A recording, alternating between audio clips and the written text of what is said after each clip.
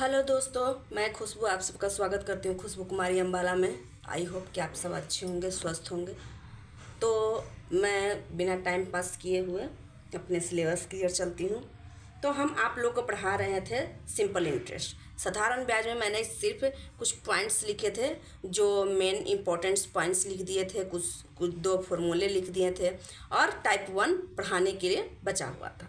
तो मैं आज स्टार्ट करती हूँ टाइप 1 यानी सामान्य प्रश्न। नॉर्मल प्रश्न दिया हुआ रहेगा, नॉर्मल जैसे ब्याज निकालने के लिए, मूलधन निकालने के लिए। तो हम किस तरह से इसे बनाएंगे, तो देखिए इसमें तो टाइप 1 में कई पॉइंट रहेगा, जिसको ABCD के रूप में मैं आपको हर पॉइंट में कुछ ना कुछ डिफरेंट रहेगी। ठीक है, तो उस तरह से हम आप लोग को बताएंगे। जैसे यहाँ क्वेश्चन, तो यहाँ हो जाएगा क्वेश्चन लिखे ए लेके चलते हैं। ठीक है, तो यहाँ क्वेश्चन जब लिखते हैं, क्वेश्चन हो जाता है कि जब मूलधन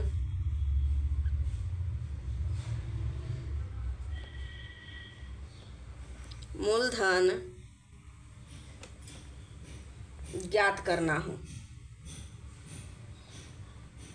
जब मूलधन ज्ञात करना हो तो हम कैसे करेंगे। ठीक है, देखिए क्वेश्चन लिखते हैं कि एक व्यक्ति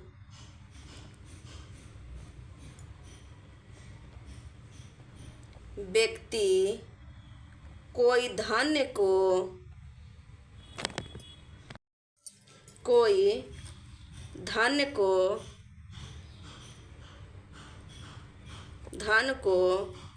4% वार्षिक साधारण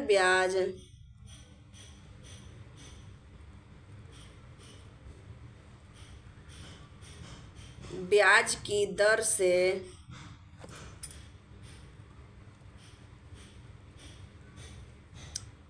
4 वर्ष के लिए उधार लिया।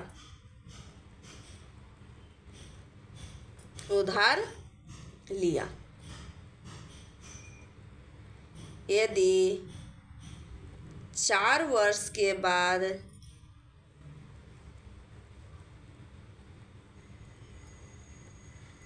उसे 464 रुपया लौटाया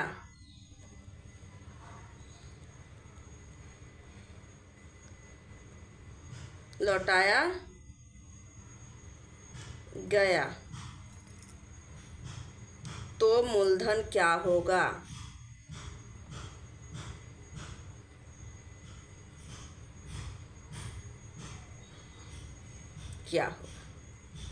ऐसा क्वेश्चन है।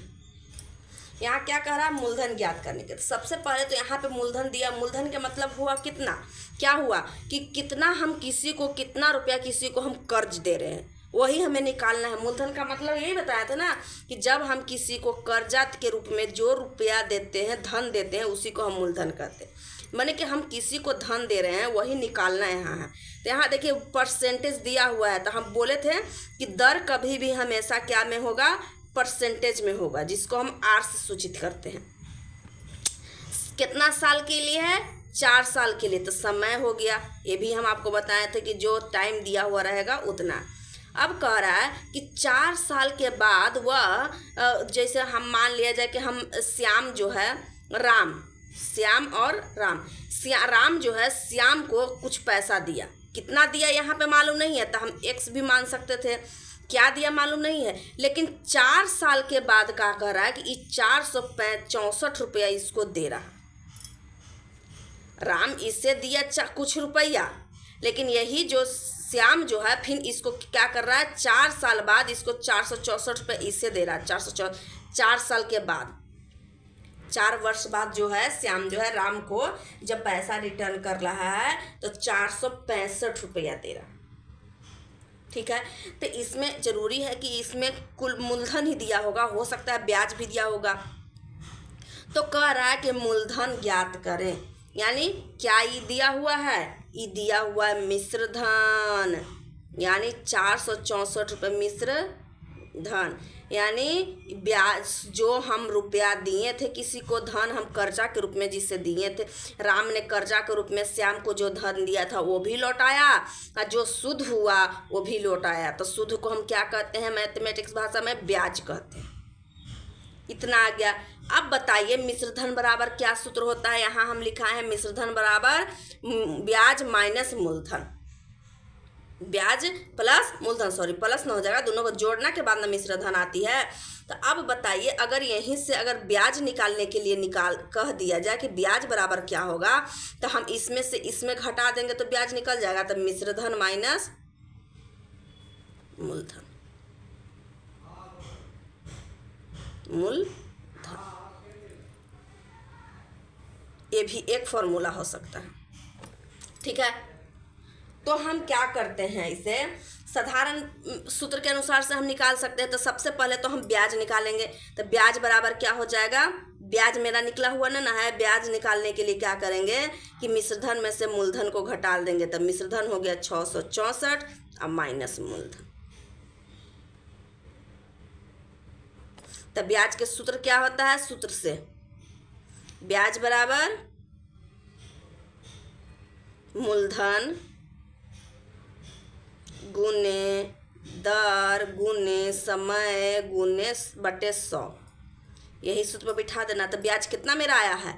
664 माइनस मूलधन। अब मूलधन तो दिया हुआ नहीं है तो मूलधन निकालना है, तो बराबर मूलधन के मूलधन ही रख देते हैं। और गुने दर कितना दिया हुआ? 4%, समय भी 4 बटा 100। अब इसको काट देते हैं। ये कितना मरतबे कटेगा? 25 चौका 100, 25 मरतबे। चाहे इसे रहने भी देते हैं, काटते ही नहीं है, काटते नहीं है ताकि आराम से गुना हो जाए। तो इसमें से इसमें गुना होगा तो 4 6 और डबल 0 और माइनस इसमें से इसमें गुना होगा तो 100 मूलधन और 4 चौका 16 मूलधन हो गया। अब बताइए इधर 100 है, इधर हम करेंगे तो कितना हो जाएगा? दोनों जुट जाएगा, यानी 116 मूलधन बराबर 4 6 4 डबल 0। ठीक है, तो मूलधन इधर से बट्टा में, इधर क्या में है? गुना में, तो इधर हो जाएगा बट्टा में, तो इसे डायरेक्ट काट देंगे। तो यानी मूलधन बराबर क्या हो जाएगा? 400, 4 मरतबे कट जाएगा, 400 रुपया। यही आंसर आ जाएगा। ये नॉर्मल विधि, इस बार सूत्र बैठा देना है, इधर से हल कर देना है, कोई दिक्कत नहीं। अब देखिए ये फर्स्ट रूल हो गया। अब मैं आपको सेकंड रूल दिखाती हूँ कितना आसानी से हम बनाते हैं। हम देखिए यहाँ पे कुछ पॉइंट लिखाए थे कि निश्चित को निश्चित से तुलना करने पर हमेशा मूलधन प्राप्त होता है। तो यहाँ हमारा मिश्रधन दिया हुआ है, तो मिश्रधन बराबर हम मिश्रधन निश्चित दिया हुआ है कि ये मिश्रधन है, तो क्या करा? निश्चित के बराबर निश्चित करना, तुलना करना पर क्या निकलता है? हमेशा मूलधन ज्ञात होता है। तो हम निश्चित मेरा है कि यहाँ 464 रुपया मिश्रधन है, तो मिश्रधन बराबर मिश्रधन कर देते हैं। देखिए पेज को पलट देते हैं। अब देखिए यहाँ कैसे करना है। यहाँ क्या कह रहा था कि निश्चित को निश्चित से तुलना करें, यानी मिश्रधन बराबर मिश्रधन, क्योंकि 464 जो था, क्या बोला? 464 जो है क्या है? निश्चित है। 464 464 जो था निश्चित मान था कि मिश्रधन है। यहाँ पर कोई दिक्कत नहीं, 464 जो क्वेश्चन में दिया था वो तो निश्चित मान है कि उतना उसमें होगा। ठीक है, अब बताइए मिश्रधन जो है, सब मिश्रधन को हम कैसे कर सकते हैं? अगर मूलधन और प्लस अति समय और दर को अगर जोड़ देते हैं गुणनफल को, तो हमें मिश्रधन प्राप्त होता है। क्या करते हैं? मूलधन और समय और दर को अगर हम जोड़ देते हैं तो हमेशा मूलधन प्राप्त होता है। बस यही मान बैठा के हल कर देना है। तो यहाँ से ई हो जाएगा कितना? तो 464 बराबर मूलधन को पी लिख देते हैं गुने आर गुने टी, प्लस प्लस, तो 4 गुने 4 हो जाएगा, यानी 464 बराबर हो जाएगा 4 गुने 16 प्लस 16। अब ई पी बराबर कितना हो जाएगा? 464 यहाँ कितना हो जाएगा, सॉरी हम क्या बताएं, तो यहाँ पे यहाँ तक तो सही हो गया। यहाँ पे कितना लिख देते हैं, इतना प्लस 16 उलट दिए और 464। एक चीज़ और हम आप लोगों को लिखाए थे पॉइंट में कि मूलधन को हमेशा क्या मानेंगे, 100 मानेंगे। एक पॉइंट हम आप लोग को बताए थे कि मूलधन को हमेशा क्या मानना है, 100 मानना है। तो जब ये तो परसेंटेज में माना जाएगा ना, ये परसेंटेज थी तो एक परसेंटेज था ना एगो, तो अगर इसको परसेंटेज में हो जाएगा तो 100 मान लेंगे तो 116% हो जाएगा। परसेंटेज में नहीं लिखते हैं तो यहाँ पे लिख देंगे इतना, तो 100% का मान, क्योंकि मूलधन मेरा 100 ही है तो 100% का ही मान निकालेंगे ना। तो इतना बटा 116 गुने 100, इसे ई कट गया 4 मरतबे बराबर 400 रुपये। आंसर हो गया। फिर से समझिए, अगर यहाँ पर मिश्रधन के रूप में दिया हुआ है, मिश्रधन मेरा निश्चित बराबर निश्चित मान होता है। ध्यान से सुनिएगा, कभी भी हम कोई चीज़ निकालेंगे तो निश्चित बराबर निश्चित करेंगे। तो यहाँ पर मेरा निश्चित मान क्या दिया हुआ था, मिश्रधन। इसे मिश्रधन को क्या करेंगे, मूलधन समय और दर को मूलधन के साथ जोड़ देते हैं, समय दर के गुणनफल को हम मूलधन के साथ जोड़ देते हैं तो हमारा मिश्रधन प्राप्त होता है। एक चीज़ और बताया था कि मूलधन बराबर हमेशा 100 मानना, मूलधन बराबर हमेशा 100 मानना। सबसे पहले तो 464 बराबर पी प्लस आर और टी का मान 4 गुने 4 16 हो गया। तो पी इधर से इधर कर दिए तो पी प्लस 16 बराबर 464, तो पी को 100 मान लिए तो 116 हो गया बराबर इतना, तो 100% का मान निकाल दिए, यही आंसर आ गया। और क्या,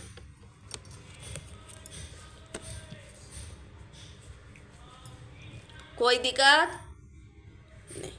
अब बी वाला देखिए, बी पॉइंट यहाँ पे लिखा हुआ है, जैसे अब थोड़ा सा चेंज हो जाएगा क्योंकि यहाँ पे मिश्रधन दिया हुआ था, हो सकता है आपके में ब्याज दे दिया और फिर कुछ भी दे सकता है, दर निकालने के लिए दे दिया, तो हम किस तरह से बनाएंगे। तो देखिए यहाँ पे एक क्वेश्चन कि एक व्यक्ति अपने धन को 6% वार्षिक साधारण ब्याज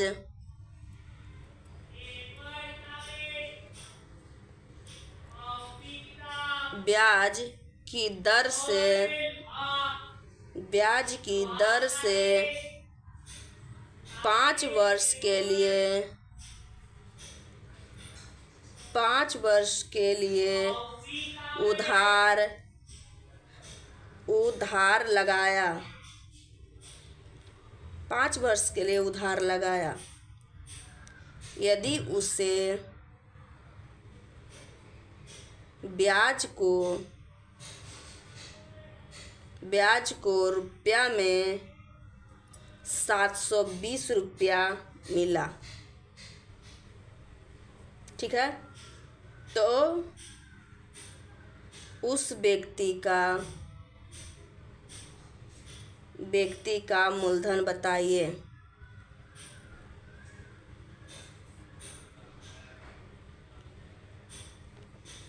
ठीक है, यहाँ तक कोई दिक्कत नहीं। अब देखिए, ये तो नॉर्मल विधि से तो आराम से निकाल सकते थे कि मूलधन ज्ञात करना है तो ब्याज बराबर हो जाएगा, ब्याज बराबर मूलधन गुने समय गुने दर बटा 100, ऐसे हम निकाल सकते थे।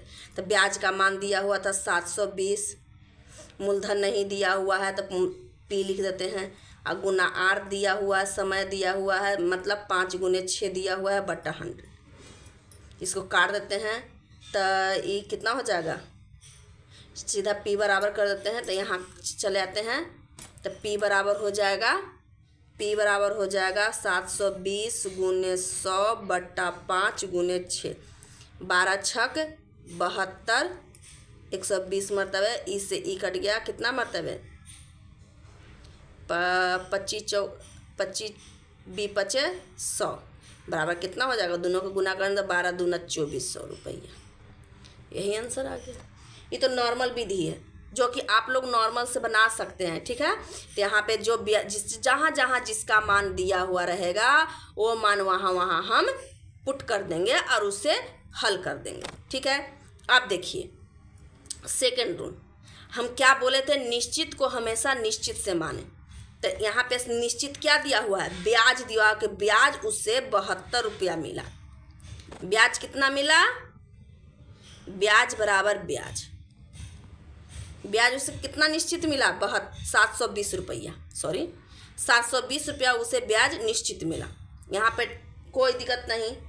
अब देखिए, अगर ब्याज कभी भी ऐसे करने के लिए बोल दे तो ब्याज हमेशा क्या करते हैं, ब्याज जो है समय और दर के गुणनफल को हम ब्याज कहते हैं। तो समय और दर दोनों को गुणनफल कर देते हैं तो हमें क्या निकलता है, ब्याज निकलता है। तो 720 बराबर 30%, तो 30% बराबर कितना हो गया, 720। तो 100% बराबर कितना हो जाएगा, 720 बटा 30 गुने 100। इसे ई कट गया, कितना मरतबा कटेगा, 24 मरतबे बराबर 2400। निश्चित को हमेशा ये जल्दी से बनती है और हमेशा एक ही पॉइंट लेके चलेंगे तो अच्छे से बनेगी। ठीक है, तो हम इस तरह से इसे हल करते जाते हैं। ठीक है, यहाँ तक कोई दिक्कत नहीं किसी को। ये नॉर्मल क्वेश्चन है जो कि आप लोग बना सकते हैं। अब देखिए सी पॉइंट, सी यहाँ पे क्वेश्चन दिया हुआ है कि एक व्यक्ति एक निश्चित धन का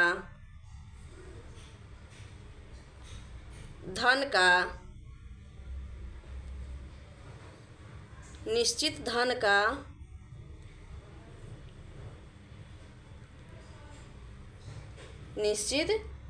धन का एक निश्चित दर से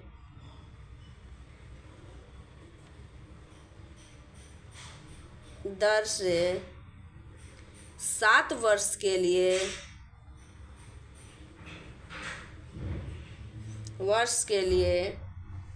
साधारण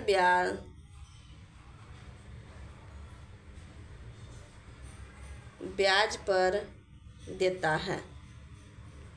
मूलधन अभी नहीं दिया हुआ है। यदि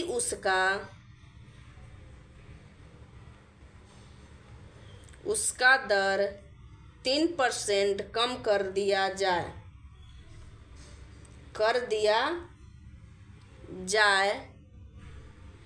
तो उसे कितना, 84 रुपया कम ब्याज, कितना हो गया, 84 रुपया कम ब्याज मिलता है। तो मूलधन ज्ञात करें।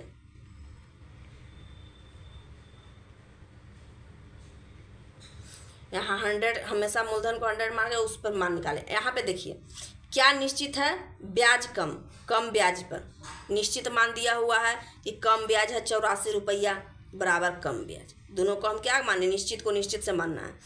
अब देखिए हम क्या करते हैं, यहाँ पे 84 तो यहाँ हो गया। अब यहाँ क्या दिया हुआ है, हमेशा ब्याज जो है प्रतिशत और समय के गुणनफल को कहते हैं। कितना हो जाएगा, इतना हो जाएगा, यानी 21%। 27 ही हो गया ना, कहूँ गलती तो नहीं कर दिए, नहीं ठीक है, बराबर हो गया 84। तो 100 के मान निकल जाएंगे।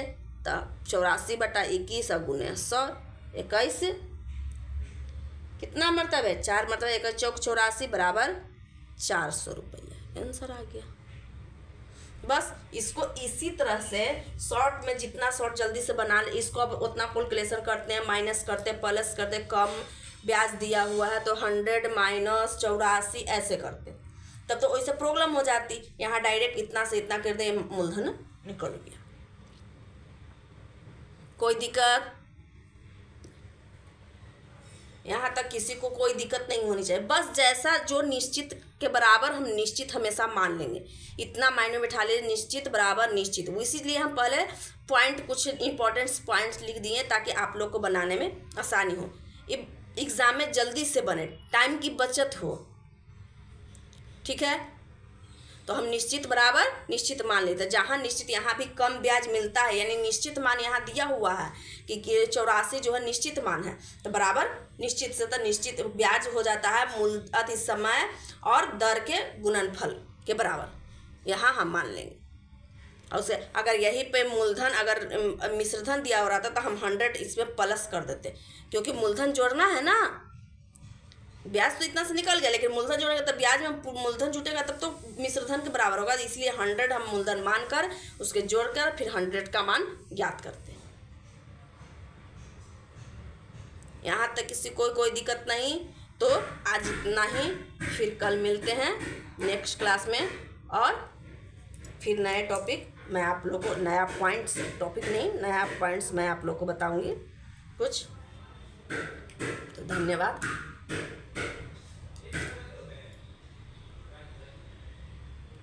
फिर मिलते हैं। Thank you.